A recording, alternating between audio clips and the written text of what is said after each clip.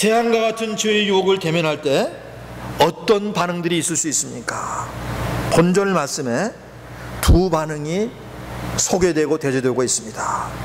다시 한번 말씀에 귀를 기울입시다.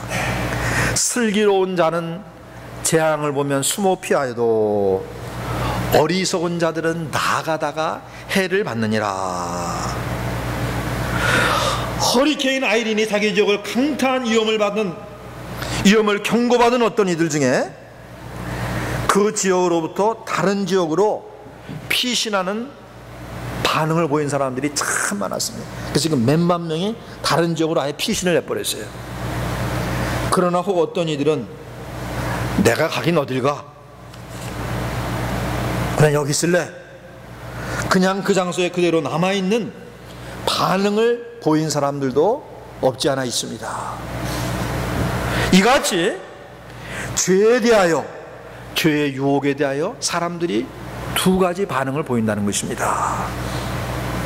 슬기로운 자들은 죄의 유혹을 재앙으로 보고 재빨리 숨어 피해버립니다. 그러나 반면에 죄의 유혹이 가져오는 재앙의 위험을 무시하고 그냥 진행하는 사람들도 있다는 것입니다. 두 반응의 결과가 어떠합니까? 슬기로운 자는 죄의 유혹을 피함으로 혹 고난이 있을지라도 재앙을 면하게 됩니다. 그러나 미련한 자는 그냥 나가다가 죄를 범하게 되고 그 대가를 톡톡히 치른다는 것이에요. 우리가 잘 아는 대로 애굽의 총리였던 요셉이 한창 나이에 애굽 경호대장의 가정총무였습니다. 그때 그의 부인의 끈질기고 집요한 성적 유혹을 받았습니다. 어떻게 처신했습니까? 아예 그 여자와 있는 자리를 피해버렸어요. 그리고 그 여자가 한 발자국 더 다가와 자기의 요셉을 붙잡고 늘어졌을 때 아예 그녀를 뿌리쳐버리고 옷을 벗긴 채로 도망쳐버렸습니다. 창세기 39장에 기록된 대로입니다. 슬기로운 자는 재앙을 보면 숨어 피하여도 요셉은 참으로 슬기롭고 지혜로운 자였습니다. 그것으로 인해 겁탈범의 누명을 쓰고 감옥에 갇히는 죄수의 신세가 되었지만 그 자리가 실상은 애굽의 총리로 진급하는 자리였어요. 그 감옥이 애굽의 총리로 진급하는 자리였어요. 반면에 여러분, 다윗 왕은 어떠했습니까? 그가 우연히 대낮에 냇가에서 목욕하는 여인의 나신을 봄으로 성적 유혹을 받았습니다. 그는 그 자리를 피해야 됐습니다.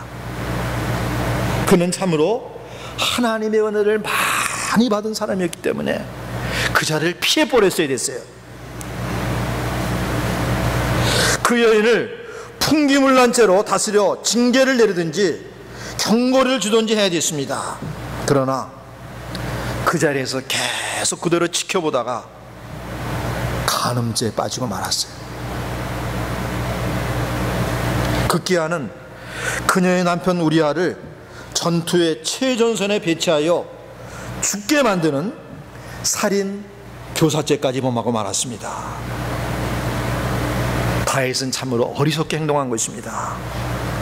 그는 피하지 않고 그대로 행함으로 잠깐의 쾌락을 누리기는 했지만 그 죄의 낙에 잠깐 누린 그 죄악의 낙에 엄청난 대가를 치러야만 됐습니다.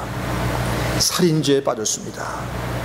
그의 왕통의 가문에 그의 자녀들 간에 근친상간의 범죄가 일어났습니다. 또 고레유로의 피의 칼부림이 자기 아들들 사이에 일어났어요.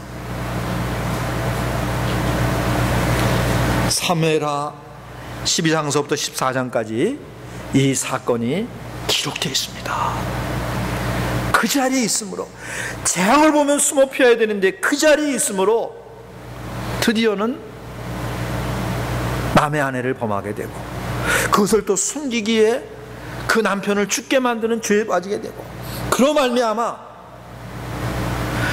자기 자녀들 간에 근친상 간에 흉악한 죄가 발생하고, 또 그로 인해 아들끼리 죽이는 칼의 피를 이 있었고, 그리고 그 아들이 자기의 칼을 대고 자기 아들이 자기의 첩을 범하는 같은 무서운 대가를 다윗이 치러야만 됐습니다. 어리석은 자들은 나가다가 해를 받느니라. 말씀을 맺습니다. 슬기로운 자는 재앙을 보면 숨어 피하여도 어리석은 자들은 나가다가 해를 받느니라. 사랑하는 교회 여러분, 허리케인 아이린만이 재앙이 아닙니다. 지진만이 재앙이 아닙니다. 전쟁만이 재앙이 아닙니다. 죄악이 실상은 재앙입니다. 영적 재앙입니다. 실상 더 무서운 것은 영적 재앙입니다. 단지 죽음만이 아니라 영원한 파멸을 가져올 수 있기 때문에 이게 더 무서운 재앙이에요. 그런데 영적 재앙은 까닭 없이 갑자기 몰아닥치지는 않습니다. 죄가 죄로 우리 양심에 감지될 때 우리는 재앙으로 보고 우리의 피난처가 되시는 예수님께 피난해야 됩니다. 죄를 자복하고 회개하며 십자가를 붙들어야 됩니다. 죄의 유혹이 올 때 재앙으로 보고 요셉처럼 그 자리를 피해야 됩니다. 그 환경에서 도망쳐야 됩니다. 죄의 유혹을 단호히 물리쳐야 됩니다. 하나님이 기뻐하시고 상 주실 줄로 믿습니다. 하나님 다 보고 계시다가 너는 정말 내 앞에서 경건하게 살기를 힘쓰는구나. 하나님이 기뻐하십니다. 그러나 다윗 왕처럼 그냥 그대로 있다가는 죄에 빠지고 맙니다. 톡톡한 대가를 치르게 됩니다. 죄의 유혹, 우리가 재앙으로 보고 죄의 유혹의 재앙을 우리가 두려워야 됩니다. 슬기로운 자는 재앙을 보면 숨어 피하여도 어리석은 자들은 나가다가 해를 받느니라. 기도하겠습니다. 아버지 하나님, 복된 주의 날 우리에게 허락하시고 폭풍이 몰아치는 이러한 일기 가운데도 주의 전에 나와 하나님을 예배하며 주의 말씀으로 권면함을 받게 하시니 진심으로 감사를 드립니다. 아버지 하나님, 슬기로운 자는 재앙을 보면 숨어 피하여도 어리석은 자들은 나아가다가 해를 받느니라고 말씀하셨습니다. 아버지 하나님, 죄가 재앙입니다. 죄의 싹은 인생의 모든 고난이요, 죄의 싹은 사망이요, 죄의 싹은 영원한 형벌입니다. 우리로 범죄케 하는 죄의 유혹도 재앙인 것을 우리가 주의 말씀을 통하여 깨닫사오니 주여, 우리에게 영적 지각을 주셔서 죄악의 유혹을 재앙처럼 보고 그 자리를 피하는 슬기로운 자들로 하나님 앞에 살게 하시고 우리의 마음과 영혼의 정결함을 지키는 우리들이 다 되게 하여 주옵소서. 예수님의 이름으로 기도드리옵나이다. 아멘.